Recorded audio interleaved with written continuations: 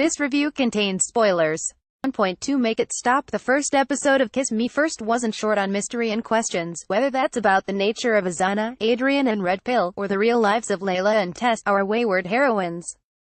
Well, you can strike one of those off the list already because, despite appearances, this show doesn't seem keen on leaving its audience in the dark for too long.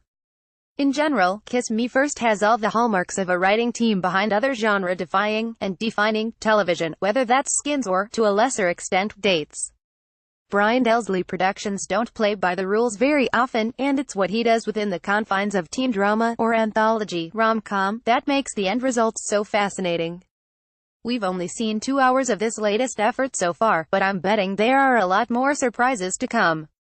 We begin episode 2 with an Azana, this time from the perspective of Adrian as he bids adieu to the rather disturbingly vacant avatar of calumny. If there's one place this episode slips up, it's this storyline, as the audience are essentially waiting for Leila to catch up with what we realized last week. Yes, when calumny jumped off the ledge with an Azana, that was also him jumping out the window of his abusive home. All of this ties in with Leila's guilt over her mother's death, which we discover was an assisted suicide at her request. If calumny wanted to commit suicide and Leila told him it would be okay, did she contribute to the tragedy even if she wasn't aware what was really going on? Did she even remember the encounter, as suggested by the quick edits of her time inside Tess' avatar? It's not just dark, but pitch black, as Leila admits that she's felt numb since the death of her mother. That admission is put in stark contrast with the reaction of Calumny's mother when she sees her son for the first time after his death, and goes some way to explaining why she's so drawn to the automatic, easier feelings given from the sense band. Woven throughout this engaging mystery is the growing intimacy between Tess and Leila. While the first episode was understandably about establishing Leila's character, here we find out a bit more about her new friend.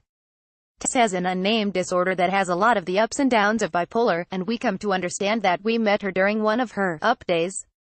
That's expired now, and she's back to being the difficult daughter, friend and girlfriend.